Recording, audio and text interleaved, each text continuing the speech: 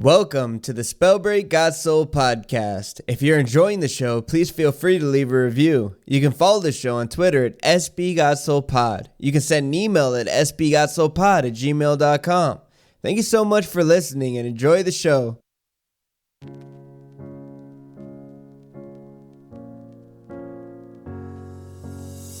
You are now listening to the Spellbreak GotSoL podcast, where we highlight members of the Spellbreak community that are making a positive impact, dominating lobbies, or simply got soul. Here we offer tips, talk about the current state of the game, and get behind the scenes access to some of your favorite breakers. Welcome and enjoy the show. Welcome. This is Season 2, Episode 1 of the Spellbreak GotSoL podcast. I am your host, formerly Ray GotSoL, now known as Cullah. First off, I'd like to say I'm so glad to be back in the community. The game has progressed so much. A lot of you have been so welcoming, reminding me of the wholesome community I joined when I started last February. So that's 2019. So yeah. With that being said, with Season 2, I want to continue offering content that I feel is beneficial to everyone who listens. So we're going to start with an emphasis on the comp side and transition to profiles as the season progresses. So for our first guest of Season 2, we have one of the lone Stone Shaper mains left in competitive Spellbreak. He's not only a pre-alpha tester, he is the alpha dog. Elpadog. Elpadog, welcome, brother. Thank you so much for being on the show. Thank you for having me, man. Glad to be here. Yeah, we talked about it, doing it in the first season, and I'm just glad that we can get it done now. So really excited to pick your brain. I've often think of you as like one of the higher IQ players. I've run into you many a time in the HoloLens and just get destroyed. So, but yeah, pretty bold being a Stone Shaper. We'll touch on that a little bit later. So, tell me a little bit about yourself as a gamer. What was your first system and which games did you grind over the years? I think my first system was this educational system. I think it was called the Leapfrog. Oh, wow. I don't know if you know about that, but... Yeah, I do. I had that for my daughters. That's Yep, crazy. There we go. Yep. I think I had that when I was like... I don't think I've had anyone else on the show say they started with Leapfrog. You got good parents, bro. Yeah, my mom was into like Zelda and stuff, so I think she got us that because she wanted us to get into games, and that was like the best route. And then they got us a GameCube, so I pretty much played like only Nintendo stuff. Then we got like a Wii. I never really touched. I had like Xbox for a little bit, but I never really touched it. So I never like hit up COD or Halo or anything. I like missed that whole era. And then when I finally those were like the golden years of gaming for some of us. I missed a lot of that. Original multiplayer gamers that started. I know Halo was. I got started on Halo too. It was crazy. Like I was just out of high school. It was my first like intro to multiplayer online games, and I was hooked. Me and my cousin would literally play it 24/7. Like he would go to school and then I would stream all day, and then he would stream until the night, then I'd get on in the morning. It was nuts, man. Yeah, everyone always talks about that era, dude. I just missed it. I was never there, dude. Yeah, or like proximity chat on Halo 2. Yeah, people always talk about that. Oh my gosh. Yeah, I wasn't Ray GotSoL back then or Cullah. I was pretty rotten, bro. I was talking a lot of mess. Yeah, but you live and you learn. Okay, so I know we kind of touched on it on the intro, but can you give me a little background on your username story? Yeah, so my name is Elpadog. Pretty much one of my first PC games that I got into after like Club Penguin, my first like real kind of game.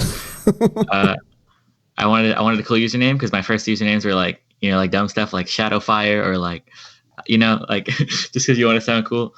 Yeah. I just watched this movie called Alpha and Omega. It's about these it was a cartoon movie about these dogs. Yeah. And I learned about Alpha Dog. I was like, that's a sick name. That's gonna be my name. I punched that in. I got the name. I'm like, awesome, dude. I don't know why no one else had that. And then I play the game. Like I think someone in my family walks by because it's like a family setup. It's like in the dining room. Yeah. They're like, what's your username? I'm like, that's Alpha. Oh, that's Alpha Dog. And then they're like, no, that's Elpadog. And I've had that for the last 7 years. So. There you go. Or 8 years. I don't know. So Alpha, it's actually Alpha. That's crazy. Yeah. So where did your love of dogs come from? I grew up in a household of 4 dogs. They were just always around me. We had a bunch of dogs. We had the 75-pound dog. We had a 60-pound dog. We had a little Chihuahua.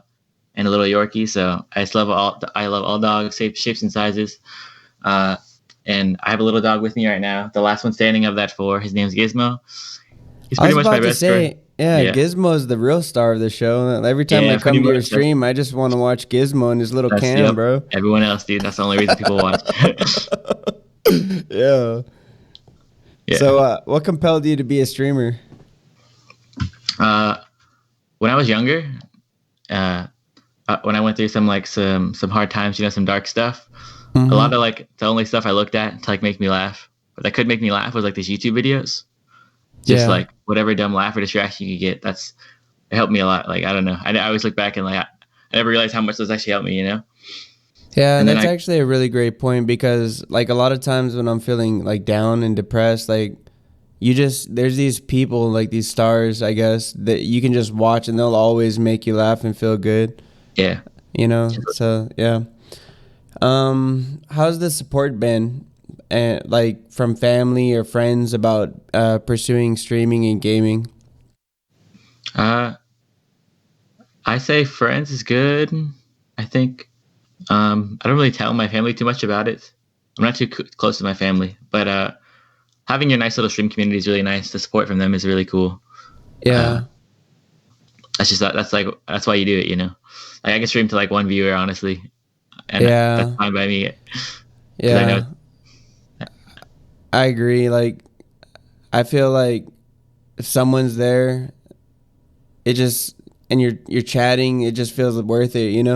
Yeah, it's just that's how you do it. Do you have any other hobbies besides gaming? Not really. I've been trying to work on YouTube, so I'm kind of working on editing, but that's kind of gaming related anyway because I'm just cutting up gameplay or whatever.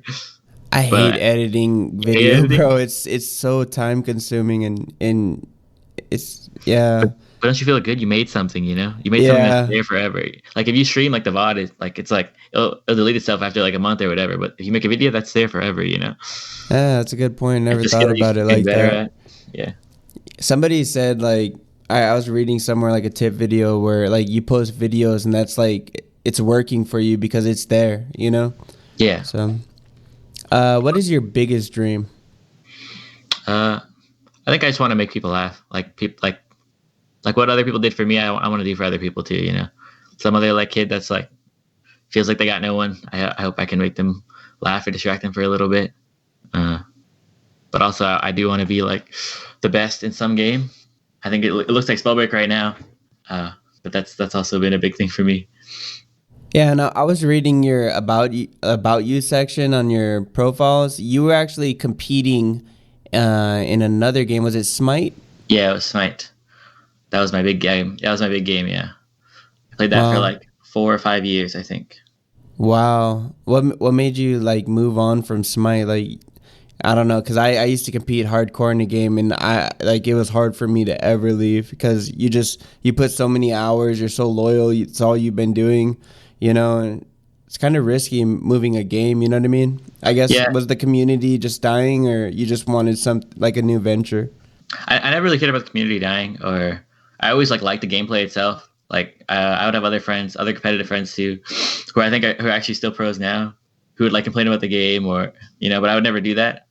It was more, I can make a whole podcast just about why I quit that game, but it was just, I felt I told myself the next game that I thought was really fun, that I could I actually loved playing, I would hop onto. Because while I was playing Smite, I wanted to stick to Smite because I wanted to get better. I wanted to prove myself that I could get better because I knew I was bad at it, and I wanted to prove to myself that I could get better, and I did, but not to the extent I wanted to because I didn't want to switch games. But I told myself I'd switch games the next one I saw, I when Overwatch came out, I was damn, I love playing that game too, but I was nope, I'm playing Smite. And when Fortnite came out, I was damn, that game's fun too. Oh, that game's really fun too, damn. But but I just kept. But then I was no, I gotta Smite, gotta play Smite, gotta queue more ranked, gotta do scrims, gotta VOD review. So I just eventually, when the new season started and I didn't find a team I liked playing on, I just decided to stick with Spellbreak. Right. I want to ask you one more question that kind of piggybacks off the biggest dream thing, but it's up to you. if money wasn't an issue, what would you be doing every day? I'd be doing the same thing. I think I want to get more. I would like to get more people involved. Like I've always wanted to like pay like my mods or something, because that's awesome. I'm actually the same way too. Like I'm one of those people. Like if anything happens for me, then everyone around me eats types. Mindset. I feel like that's the right way to do it. Just to remember where you came from, because I might like try to pursue like another interest or something, because if you have like the stress of money off your shoulders, maybe I could like work on learning a new field or something. I'm super interested in marketing and like psychology. Those are like the things I was super interested in before I got into gaming. Right. So maybe I actually like look at those, do some classes, if I don't have the stress of money, Yeah. All right, let's jump into a little bit about Spellbreak, like how you got started and whatnot. How did you find out about Spellbreak? There was a streamer from Smite. He was like he's the biggest streamer in Smite, probably still is. I don't know anymore. But they showed him he showed a clip on a stream of the game, like while I was under NDA. Mm-hmm. He's also like a really good caster, and he's a really good speaker. So he played the clip, then he like freeze framed it and he casted it, and he made the game sound like so cool, and like it looked so cool. Because this is when there was old frozen alacrity. Yeah. So the clip was basically like somebody running around. They level up, they got their frozen alacrity, and they sprint on their ice, and then they like snipe somebody in the head, and like it looks so cool, like just like that. That was the whole clip, and then he made it sound like so sick because he's a caster, and like that's what he does. Yeah, he sold you on it, didn't he? Yeah, that's dope. Can you give me a little bit of info, like background on your early experiences with the game? Just my first game. I still remember this. I played with a buddy from Smite. He gave me his key, and we just died to Storm. So there was like no. Dang. Welcome to the game, young man. There was no indication of like. It used to be like so subtle that the storm was coming, dude, and it just hit so hard too. And then I lost so much because there was already people. Even though I started like so early, there were people who played like months before me anyway, so they were just pooping on me like because I believe the game came out in the summer of that year, right? Yeah, the summer, like somewhere June or July. So people were playing longer. And you got in, I think, November-ish or October? Early October. Okay, October. Really early October. Yeah. Can you tell me a little bit about like when things started to turn around for you, like in game wise? Like I'd imagine you, like the most of us who start the game, unlike these CB2 PS4 players that came in slapping everybody.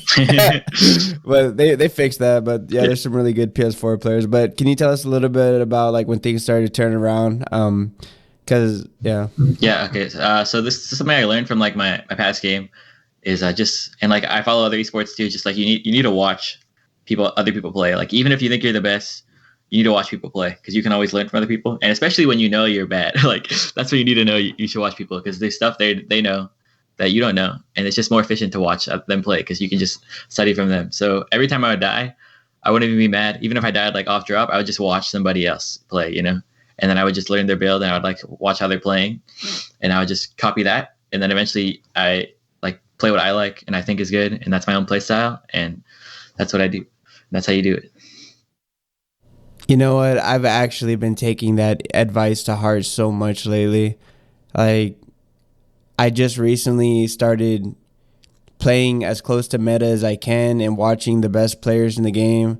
Shout out to Ramen. I've been watching others too.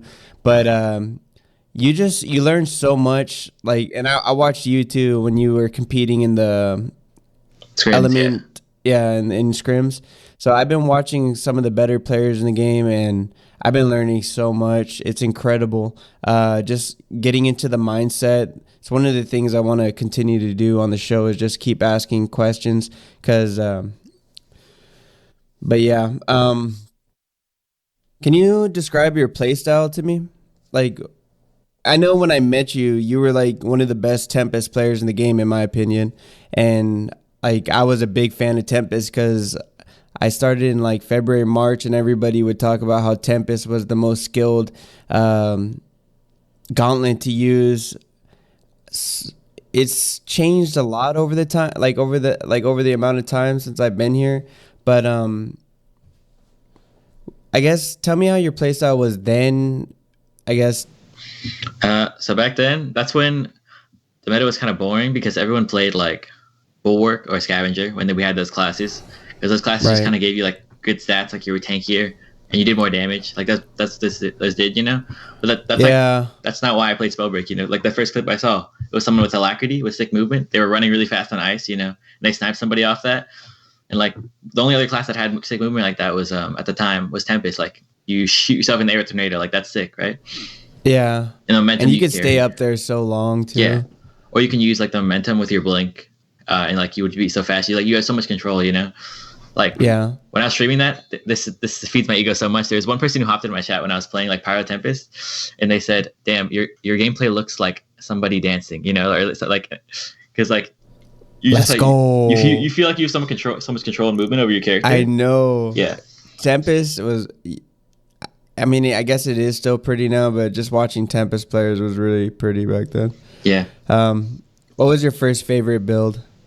Pyro Tempest, I think. Well, okay, like pre-alpha. I think I played, like when you very first started. I think pre-alpha I played like. Probably Lightning, right? Yeah, I played Lightning Toxic. I think I'm pretty sure I got Lightning nerfed a little bit because even though I was bad, I would run around with my little Lightning Gauntlet and I would just zap people from like a mile away and it would do like full damage. It still did like 14 damage, even though I was like I would like be like 2 TPs away and I would just be like zip and then like. So I remember after like one patch notes, they're like Lightning does not do that anymore. Lightning has fall off damage. You cannot. And we were all on a Discord call and they were like, "Yep, Elpa, you, that's you." Dang, man. I keep thinking like how current Wind is now, and it just reminds me of how Lightning used to be. I don't know why. With the DPS of Wind, it's just I don't like. I like Wind less than I did like the old Lightning. I think it's worse, honestly. But maybe my mentality is different now.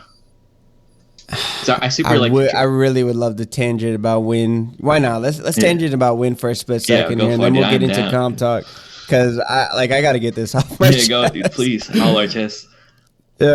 Wind. Okay, so this is what I think. I think Wind DPS and Lightning should at least be like comparable, because they're both DPS weapons. And anybody who plays the game now knows if you have a chance to pick up a legendary Lightning or a legendary Wind, what are you going to choose? You're going to choose the Wind. I was thinking the same thing. Like I played this morning. I looked at gauntlets too. There was a Legi Lightning and there was like Epic Wind, and I was like, I don't want this Lightning, dude. What am I gonna do with this Lightning? Like, I don't even want it. Just give me the Wind Gauntlet. It's so nuts. It's the hitbox is so big on Wind, like, and you can slap so fast. Like the only way I think they could fix that is maybe up the mana usage or slow down the cast speed. Exactly. And it extinguishes fire too, and toxic. It's all bad. It's very dominant. I don't even think it's like being overused yet, but it can be. Like when you got somebody who knows how to use it, it's terrifying. Yeah, and like it also just feels bad because you're being slapped in the face like repeatedly, like tick tick tick tick tick, like, and it just feels terrible. Like you feel so overwhelmed. You know what I hate? You can never run. I hate when there's a team of 3 people and they all have Wind. Yeah, dude, I don't play squads. No, thank you, dude. No, dude. It happens. It actually happens. There's kids that do triple Wind, man. Yeah, dude. I bet, dude. No, thank you. Golly, man. There actually wasn't too much Wind in the last tourney, I think. I think it was like a mutual respect because we all know what was fun, dude. We all like our fire, ISIS, like toxic slaps, like that's all fun, right? Like nobody wants to win like that. Wind does not feel competitive in a general game sense. You know what I mean? Like it doesn't feel fair. Like it's how we used to feel about Lightning, where we would kind of shame people who play Lightning. We'd call them Lightning gamers. Yeah, Lightning gamers. Wind spammers, dude. Yeah, now there's Wind spammers. Whoosh, whoosh, whoosh, whoosh, whoosh, as my friend says. It doesn't feel like fun to play, you know? Like when you feel it, you feel like you're playing cheese. And if you see someone hit a sick fireball, like that makes you want to keep playing the game. That would make someone else want to play the game. But if you see someone run up to somebody and Wind spam them, like nobody wants to play that game. Like that's not selling anything to anybody, you know? That's the biggest thing. Let's look at the scale of things here. Pyro on one end is the most skilled gauntlet in my opinion, and then on the other end, Wind is by far the least skilled gauntlet. Yeah. I really hope they address that in a further patch. Maybe I need to do my part and leave some feedback. Yeah. I'd rather just flap my gums about things. Yeah. So, anyways, yeah, let's jump into the meat of the show. Let's do a little bit of competitive talk. This is when I saw you competing and just knowing you from before, like I really wanted to like pick your brain on certain aspects of Spellbreak because you have a pretty high IQ. Thank you. I think it's not that. I think it's not that high IQ. I think I just have experience.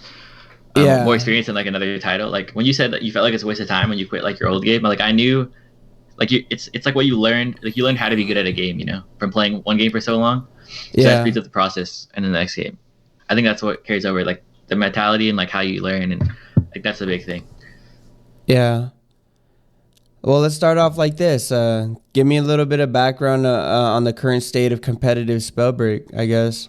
Like, how has it evolved from when you started to now? Are things progressing? How's competitive balance, I guess? We're still very much in a baby stage, but it's definitely a lot better than it was even before in the previous patch before closed beta 2. Before there's a bunch of scrim discords, they would all try to host scrims and tournaments or whatever, and then they would all like randomly not do it for a couple of weeks and then come back. Like it was like you want to be committed to this, but you can't because it's like you're like nobody's showing up, But now we have scrims again. It's from one server. There's a nice monthly schedule, so everybody knows when to show up. It's not like randomly like this evening scrims are here. Like of course no one's gonna show up because we have other stuff. If you're not gonna tell us ahead in advance. Yeah, I guess we can shout out the Element guys because that's a lot of work to organize things and to be there every day. They say they're going to be there, so I know Zen was up until like 4 a.m. counting the stats for the. Oh no, that was actually Chris. I think the qualifier. Both of them actually. Yeah, both of them. Yeah, Chris did a good job on that. Because I was actually up at the time and I was like, "What the heck? The final stats are being at 4 a.m." That's cool, man. That's real cool. It's also us to the players too. Like we got to show up to scrims, But it does help. Like when they are. Yeah. That's like the most the Discord can do. They can't make them show up anymore. All you can do is give them a set time. Like everybody agrees on this time. They adjusted it like an hour because people said it was too early, so they did that. Everyone shows up. Like that's what you want, Right. Okay. What is meta like at this time in CB2?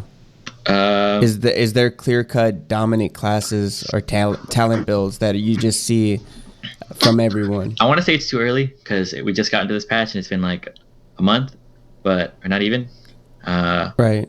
But right now it's really looking like Toxicologist and Invis in general is really good because you can't see each other and Outbreak hurts a lot. And they also have the most ability. Toxicologist looks like a really stacked class right now compared to every other class.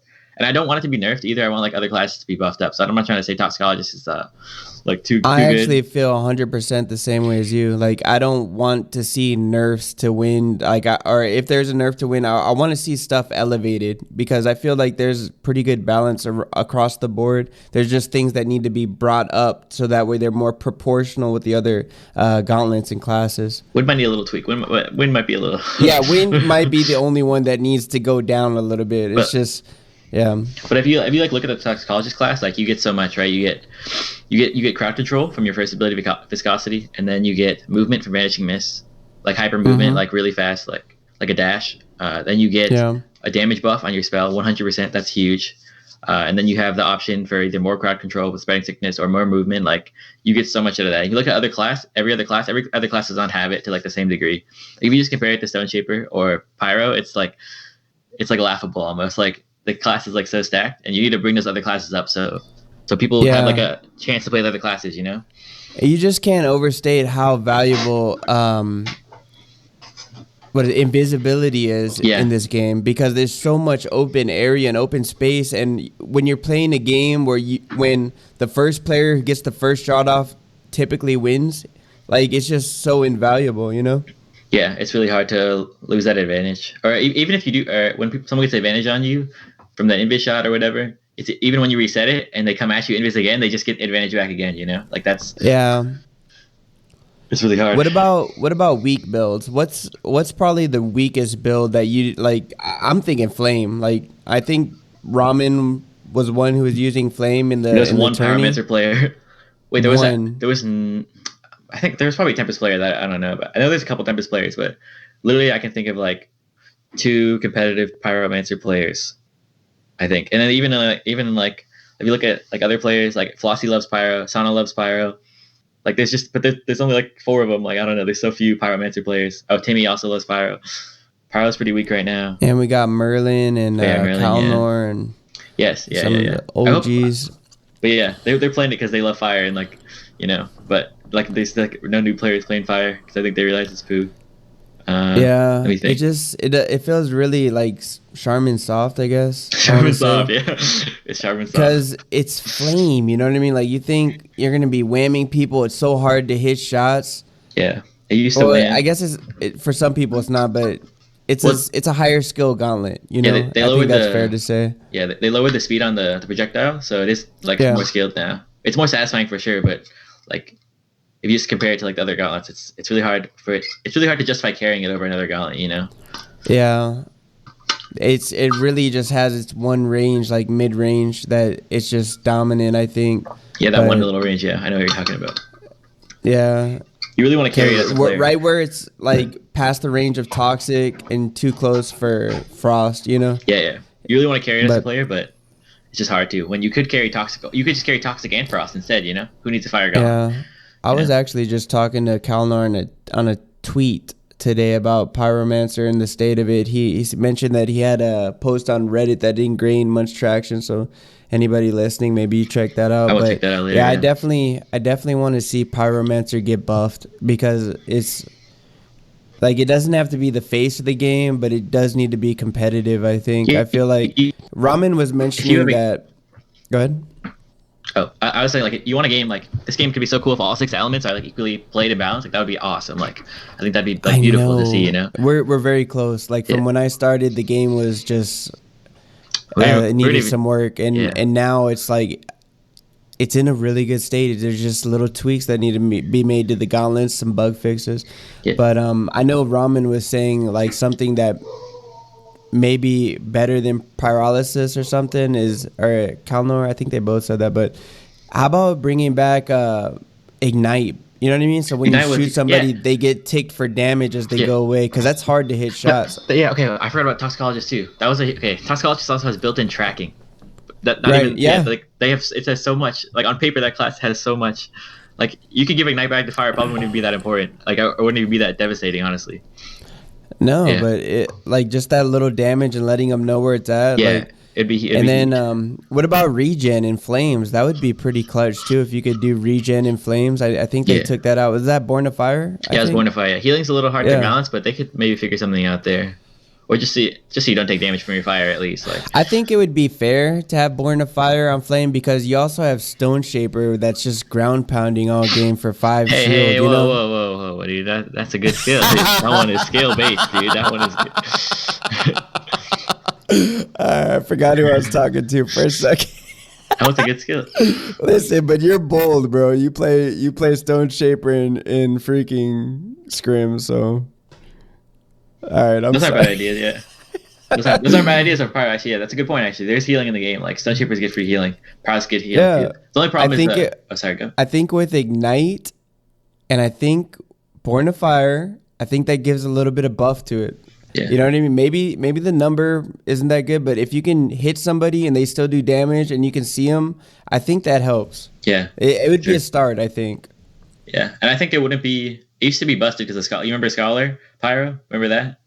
You could like have tracking on somebody for like 12 seconds if you had Ignite and that tracking ability. And that's right.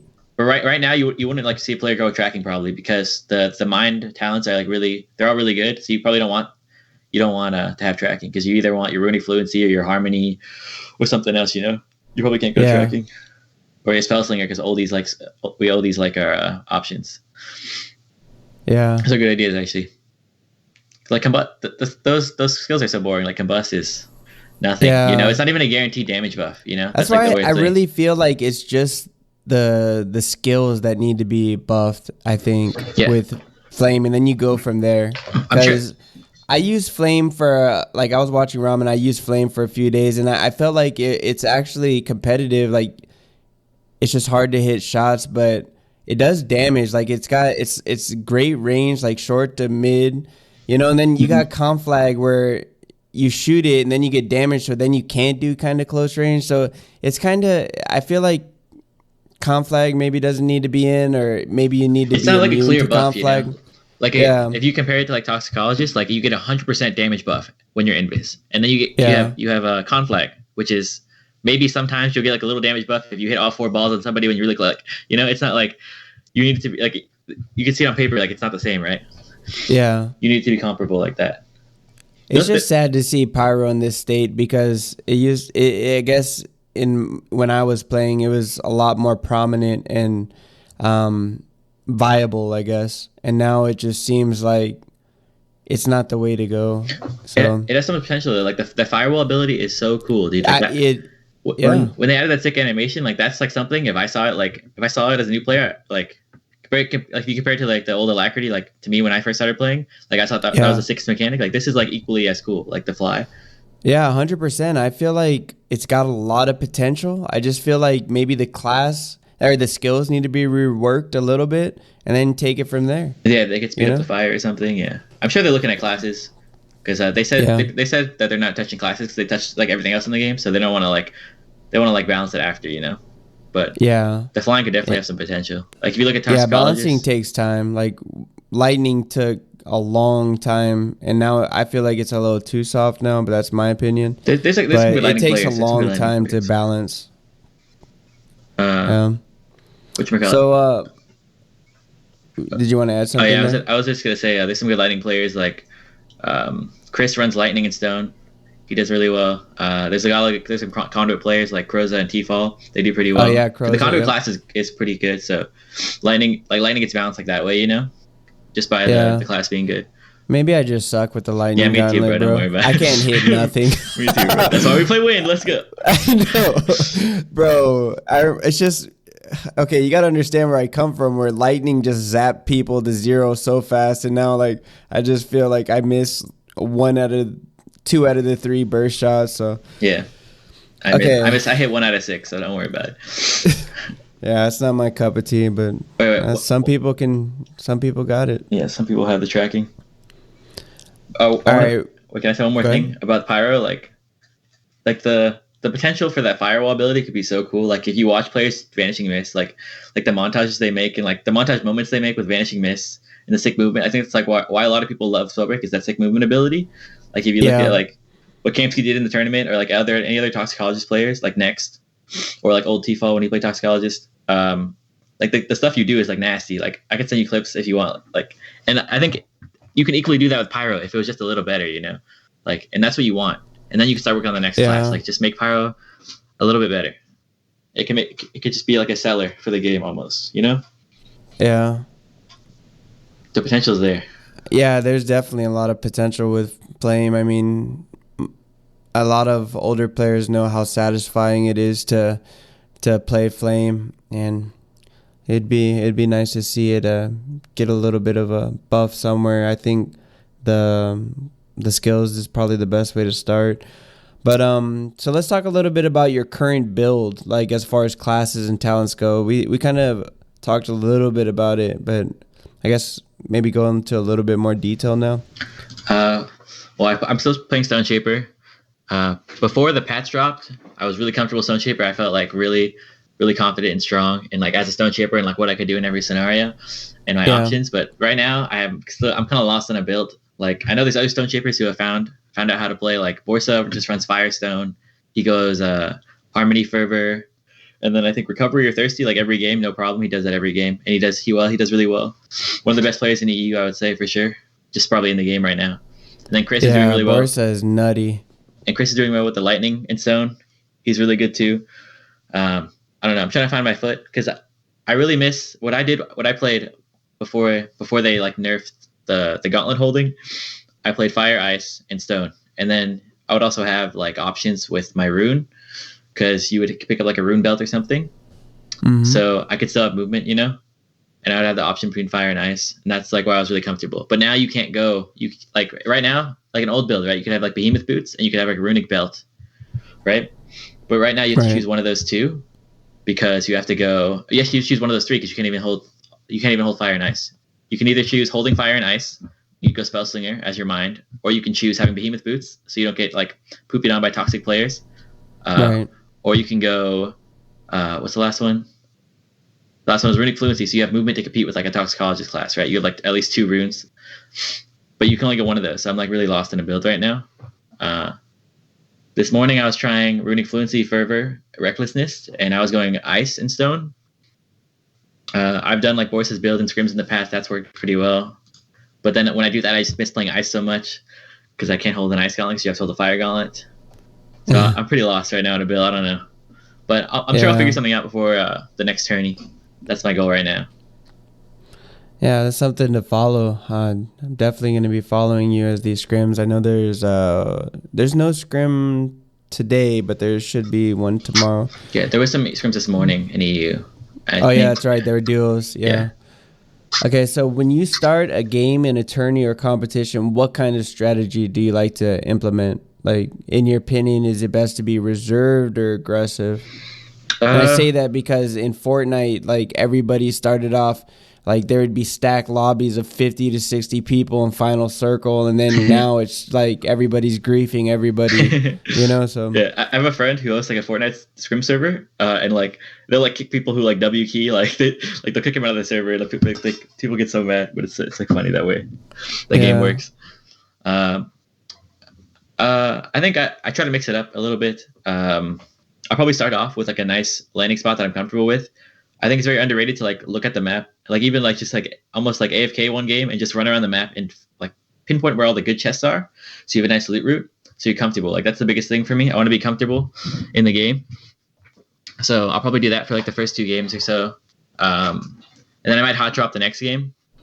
You like to get a feel for what the competition's going to be like that day, I guess. Yes. Okay. And then sometimes, because we don't have private servers yet, there's a lot of randoms in the lobbies. So if you really want, you can drop hot and farm some random kills. And you just play with the confidence that you think they're randoms almost, and you kind of just farm them. Like, even if they're a good player, you'll still like just gonna go through them. Yeah, I seen the petition for private servers. I think we're a ways away from that, but hopefully we can get those soon. That'd be dope. I think if Element keeps it up and they look professional, I think it'd be nice to throw us a private server, but we are ways away for sure. Like, the game still needs to be. There's a lot of big things in the game missing. Like, we can't have no regs in a competitive game, you know. Like, it's not the scale that we do. Like, it looks really bad. I think if we had any money on the line, like, you don't even know how people would be. It's been several months since I played and still no regs. I definitely hope that gets cleaned up. Mm-hmm. I no rigged a noodle this morning. My noodle no rigged. That's a big thing. Before the proletariat gives the competitive scene like any chance, I think they need to focus on that. Like that's we need to get bugs fixed. But they talked about that in the roadmap for short term. Yeah. So I'm really looking forward to the bugs. The game is a lot more cleaned up though. Yeah, for sure. Since the old patch, and since alpha. But let me see. What do you look for when you're making a play for an elimination? You want to put yourself into like an advantage state. If you're familiar with like fighting games, there's like advantage, neutral, and disadvantage.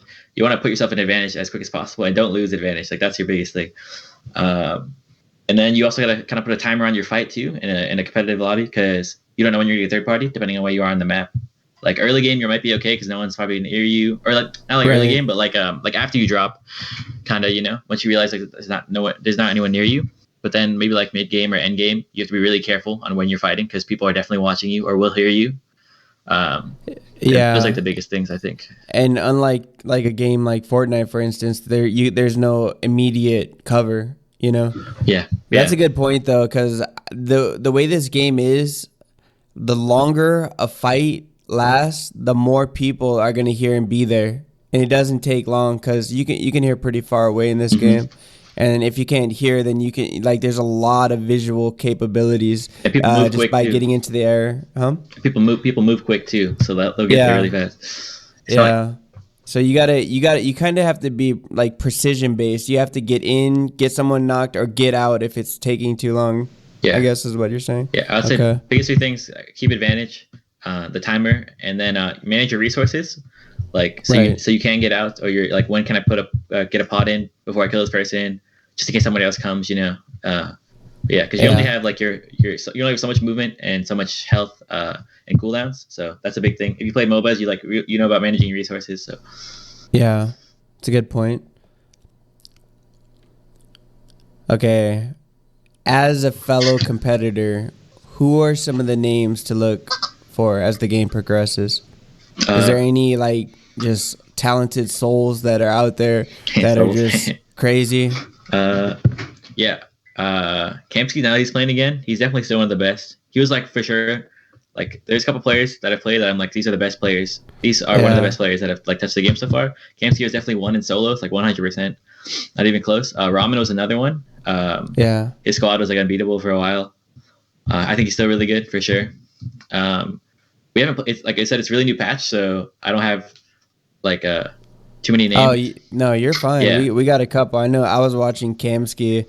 Man, his performance in the qualifier was just nutty. Like it was just. It was like a class above everyone else, you know. Yeah, I mean, that's how you know. Definitely separated himself, and I know from what I was told that he didn't play. Like he's taking a break, I guess. Well, I mean, we all took a break for various reasons. Whether it was the break between CB1 and CB2 or whatnot, but yeah, he's trying to grind CS:GO. I always see him on Steam grinding CS:GO and Kovacs because he wants to. He's definitely trying to play Valorant. I think Valorant looks exciting, but we're not a Valorant podcast, so we'll dodge that tangent. I actually don't even want to play that game. Like no troll, like not even joking. Like really, I just want to like watch it as an esport probably, but I don't want to. It doesn't look as appealing to me as Spellbreak. I don't know. Yeah.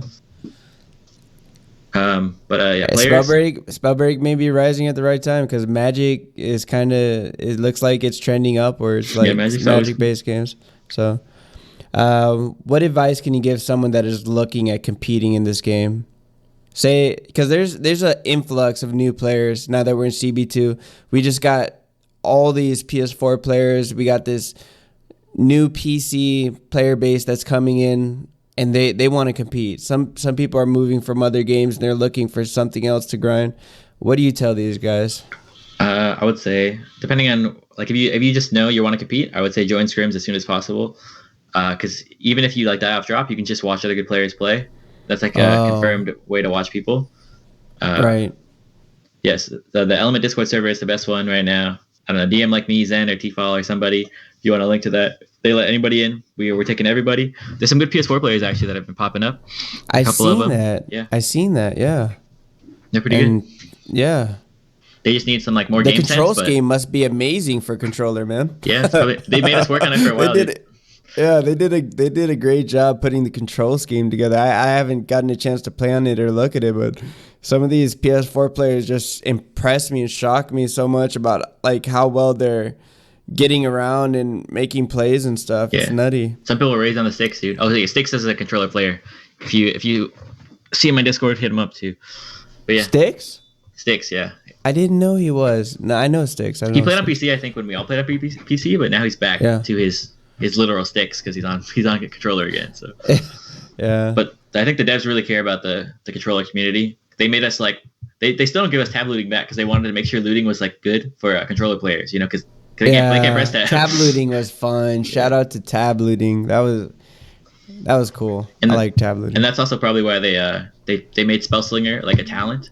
You have to go because if that was like a core part of like the gameplay, then it'd be really hard because that's like almost like too many binds for controller. I'm guessing. I'm not a controller player myself, but yeah, they're definitely like looking at that. I think they definitely care about the controller community. Yeah, I mean, I like there's a couple things that are new to me, and we don't have to completely dive into it, but levitation, I felt like that was great. It kind of, because before you had to play Tempest for mobility almost, and then you had Blink, but now with levitation, like you can get that height from stone players, and so I think levitation is really fun and it's good getting used to. Lets you loot easier too. If you remember like dropping in a castle and just if you didn't get a wing gauntlet, you just loot so slow because you couldn't walk around. You'd be like double jumping like very a little frog awkward. Everywhere. Like So that's really good. I love the talent system. I feel like that was such a brilliant move to make for the game because, man, like people think the game is complicated now, but back then the scope of the game, like all those classes, it was all those really items. complicated. Yeah, different belts, different rarities. Now there's just rare belts and just different rarities, and it's a lot more easier to understand and pick up. And I know some people kind of get confused, but yeah, I mean the game, the talent system is amazing. I love it. Yeah, I've been telling people it's probably like this is definitely the most digestible form of Spellbreak we've had, which is good. It's not like super like simple down too. It's just really digestible. Because I think I tell people it's like similar to COD perks almost. I didn't even play that much COD, but right, because you just pick your perks before you go into game, and Right. yeah, the only difference is you level them up, right? Yeah. Yeah, the points too. I love that. The talent system is just great. I think the only thing with the items is a little different. Hazy pointed this out to me because I think she also played a MOBA. She played Dota or something. As like when you get items in a game, you can like change your build up in a game. That's like similar to MOBAs where you can like adapt your build. Like in this game right now, you're like stuck with the build you play. Like at the start, you can't like change your belt or your amulet or boots or whatever to whoever's in the lobby or whoever like other players you see. But like that's not a huge thing. I'm okay with that. Like the sacrifices, I'm okay with that. Yeah, but at the same time, it levels the field because others can't do that either. Yeah, less RNG too. Because the game was pretty RNG based before. Like, remember, if you didn't have a blink, you probably weren't gonna win. Yeah, it was hard. It's pretty hard to win without a blink. And the belts, like not landing on a blink gauntlet either. The game is a lot more balanced, so that's why a lot of us will say the game's in a really good state. And but yeah, just a quick recap. I guess you already gave 3 tips, but if you can just maybe repeat them or expound on it. What 3 tips could you give to someone when playing competitively? Well, like I guess advantage was one, and yeah, I'll save those for like when you're in game, like fighting somebody. But like that's different. Like just competitive in general. I think what's not talked about a lot is like your mentality and your mindset going into it. Like some people are scared 100%. To scrim, even if they're good, they're just like scared to scrim. Like I've talked with other players before. That's how I am. I'm not even gonna lie. Like I get tight, bro. Like you have to build that comfort level. I feel. Yeah. Like even in solos, I'm just a team guy. Like I love grinding team, but when I go to solos, I feel uncomfortable, I guess. Yeah. It's a big issue. I think it's a big thing. I think that's like probably the best thing the best perspective I can bring, because I spent so long grinding another game from being like bad to being like good at a game, from being like literally a nobody. Let me ask you this, because I think you can answer this. I don't know. I feel it. How do you get that mindset to just be comfortable in competitive? It could be like a lot for somebody, or it can just be like really simple. It can just be like I want to be the best. I'm going to be the best. I'm going to play. Like some people are just like that, but some people have insecurities. They're like everyone's different. It's just a lot of like training your mind. Like that's a good point. Insecurity. Yeah. I got a good friend who told me about self-coaching the other day. Self-coaching, like you got to remind yourself you're good. Like you're good. Right. So you just gotta be okay with losing and proving that's part of the game. Like even if you lose, you learn. Losing is learning. Like that's pretty much every time. Right. Just keep getting up. Just keep doing it. Eventually. Yeah. You gotta also not care like what other people think about you as a player, as a skill level, because it doesn't matter, dude. Like if I think you're bad, like I'm nobody, dude. Like who cares what I think of you as a player? Or if some other I'm not gonna call myself a top player. Some other good player thinks, like Kamsky says, you're trash. Like who cares? Just beat Kamsky then. Just keep playing. Put your head down and like beat him. Like right. They're nothing to you. Dang, that's really interesting, and I love that. Thanks for the insight. No problem. All right, we're going to transition into the Soul Seat. It's the part of the show where we ask 21 rapid-fire questions while you, the guest, answers them as fast as you can. There's only one rule. Questions must be answered, so let's have some fun. You ready? Yeah. All right. Coffee or energy drink? Coffee. Okay. Favorite snack when streaming? Like walnuts and almonds. Good for your brain. Oh. Favorite gauntlet? Stone. Okay. Still stone. Favorite combo attack in Spellbreak?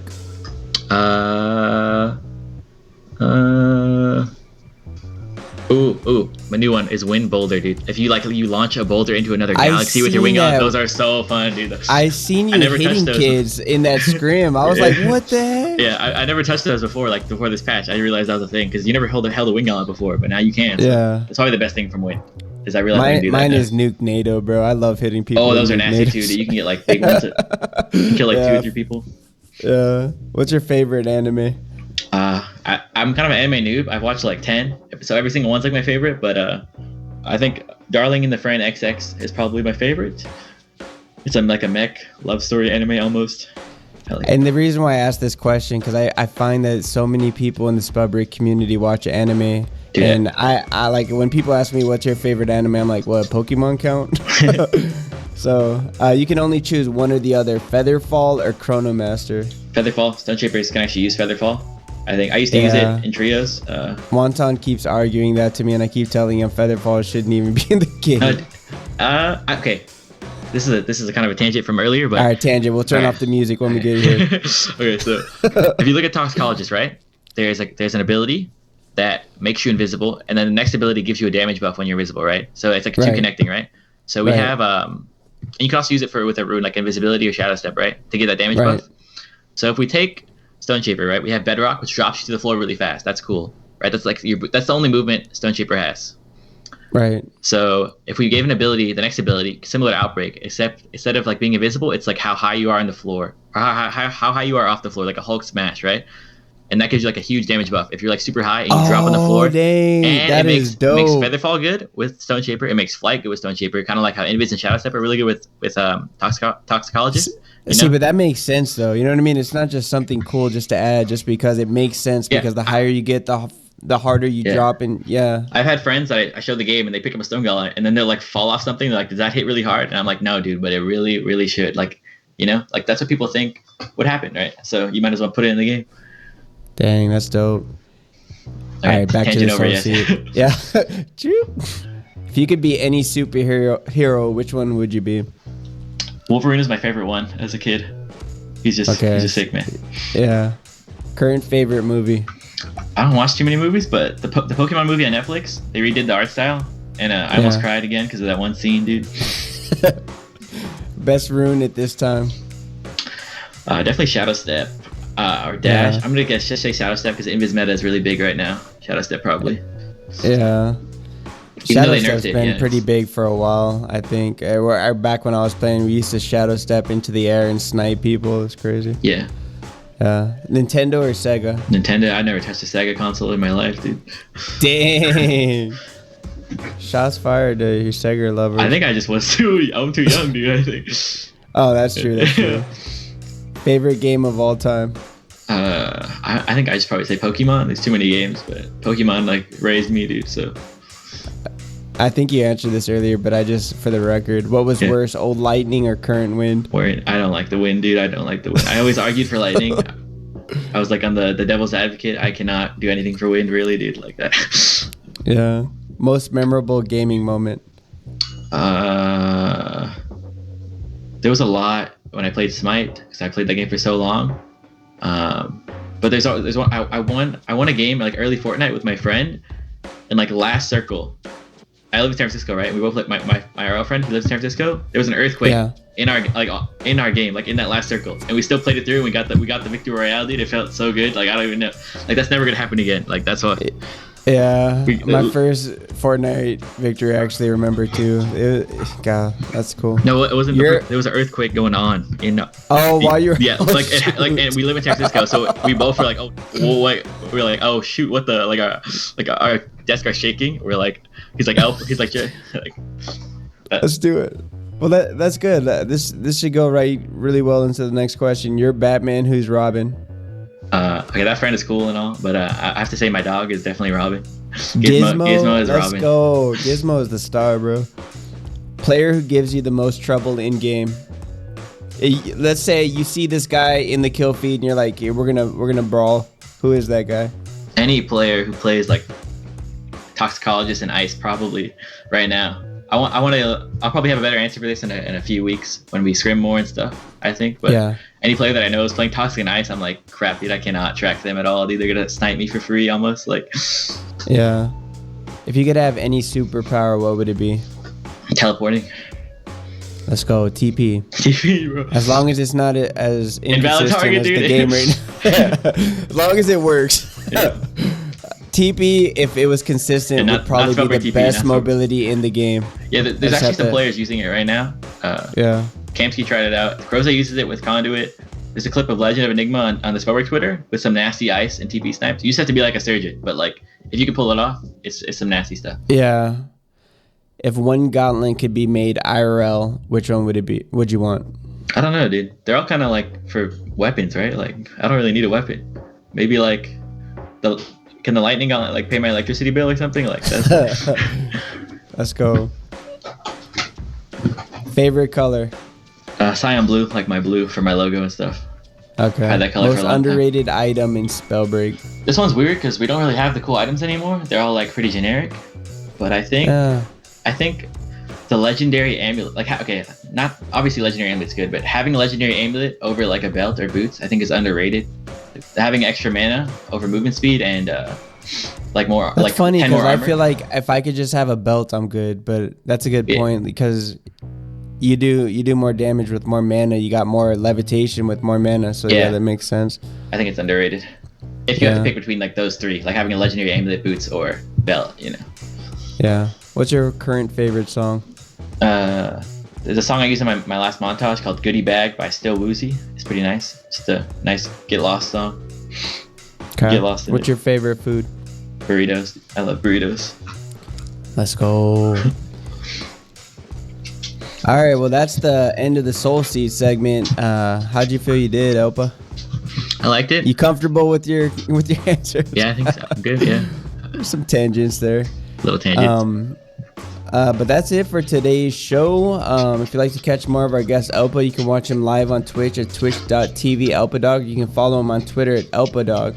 Also, I know Elpadog is doing reviews. Can you tell us a little bit more about your YouTube venture? Yeah, Elpa? Sure thing. I started posting YouTube recently. I'm trying to do weekly scrim reviews because I scrim a lot. And then I'm doing a segment. Once a week I'll do like a Your Build section or your Builds event on stream where I'll just do whatever builds like Reddit gives me or like people from chat give me. So last week we did a noodle only damage win and it took me like 2 hours, but we got it in solos, no problem. So if you want to give me any wacky build, I'll do that there, and I'll probably cut it up and put it on YouTube. And I'll post scrim reviews weekly on YouTube. I think it's good to learn from. And and if you have any footage for me, if you're a new player, you want me to watch it, I'll gladly review that too. Just let me know. Hit me up on Twitter at Elpadog or in Discord Elpadog. Guys, do not pass up on this opportunity. Elpa is one of the more experienced players in the game. You've just listened to him. If you made it this far, you've listened to us for about an hour and a half or something like that. But we'll see how it goes with editing. But yeah, I vouch for this guy. Check him out. Get some help. But once again, Elpa, thank you so much for sharing your soul with us. Until next time, see y'all in the HoloLands. See ya.